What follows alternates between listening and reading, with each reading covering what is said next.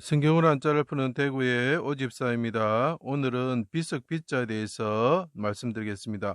낮출 비자와 돌석자로 이루어졌습니다. 낮추는 돌, 이것이 비석이다.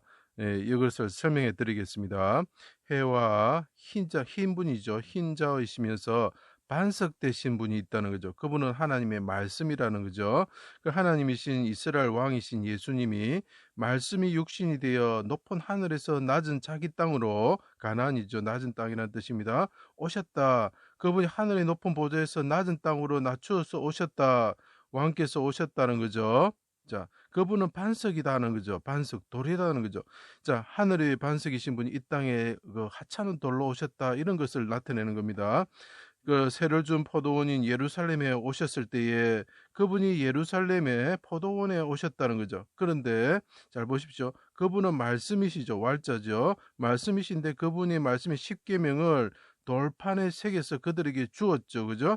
돌판에 십계명을 주었을 때 지키지 않는 그들의 조상들이 어떻게 했습니까? 하나님이 먼저 보낸 종이 선지자를 죽이고 조롱하고 채찍질을 하였죠. 자, 그 죽이고 나서 어떻게 보면 무덤을 만들고 빗석을 꾸민 것처럼, 자, 이 포도원과 관련된 돌이 뭐지요? 빗석이라는 거죠. 이 악한 사람들이 십계명을 하나님께서 돌판에 새겨서 주었는데, 자, 이게 빗석 빗자가 되는 거죠. 그런데 그 사람들은 하나님 보낸 그 선지자들을 죽이고 예루살렘과 관련된 돌이 뭐죠? 빗석을 꾸미는 자들이 되었다는 거죠. 저속하고 비루한 자들이 자기를 낮추어 낮은 땅에 오신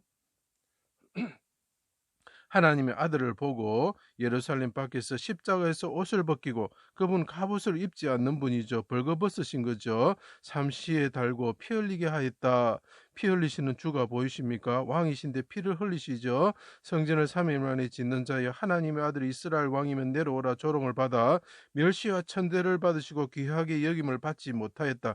천하게 여겨졌다는 거죠. 이분은 반석이신데, 자기들의 반석이시, 하나님은 나의 반석이시여 부르던 그분이 오셨는데 어떻게 하였습니까? 그분을 십자가에 달았다는 거죠. 그리고 천하게 여겼다는 거죠.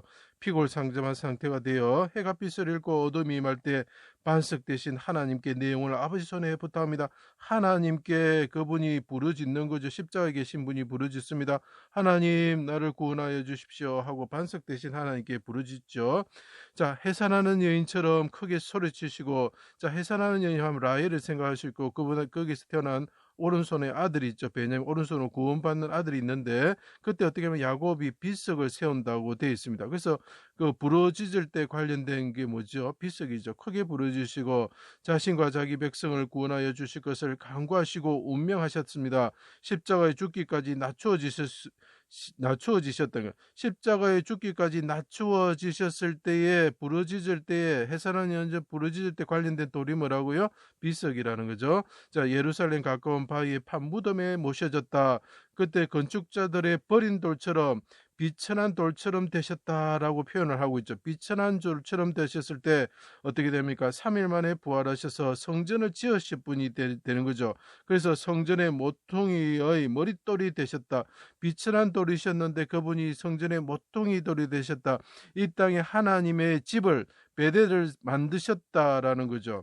자, 그때 어떻게 하면 그분이 무덤 안에, 바위에 판 무덤 안에 들어가실 때 천사들이 왔죠. 그 말은 무슨 말입니까? 그분이 반석이신데 이 땅에 돌로 내려오셔가지고 십계명을 이렇게 지키지 않는 백성들, 그 백성들을 앞에 그분이 이렇게 십계명이 파져 있는 돌처럼 되셨다는 거죠. 천사들이 있는 언약궤 안에 그 돌을 생각하시, 그분이 예수 그리스도다라는 걸 나타내고 있는 것입니다.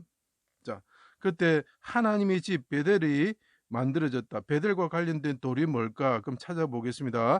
야곱이 베델 루스죠. 살구나무라는 뜻입니다. 그래서 돌기둥을 세웠는데 그 돌기둥이 천사가 오르락 내리락 했죠. 천사가 덮고 있는 하나님이시다는 뜻입니다. 야훼 하나님이시라는 것이죠. 그때 어떻게 하면 기름을 붓고 전제를 붓는 거죠. 자, 헐어진 성전을 보수한, 또 성전을 보수하죠. 헐어진 성전이 보수될 때 요시아가 베델에 유다 선지자의 비석에 관해서 물어봤다. 관련된 돌이 뭐죠? 베델과 관련된 돌이 비석이라는 거죠. 자, 야곱이 베델에서 에브라로 가는 길에서 라헬이 죽어서 묘비를 세웠다라고 표현하고 있습니다. 자, 반석 대신 버린 돌이 되어 무덤까지 낮아지신 분이 있으셨는데 그때 천사들이 보호하는 돌이 되는 거죠. 자, 그래 되면 그 돌은 뭡니까? 언약궤의 증거판, 그 쉽게 말하면 십계명이 적힌 돌과 같으신 분이 되셨다. 그래서 비석, 돌기둥, 비문, 석주 이런 뜻이 되는 것입니다.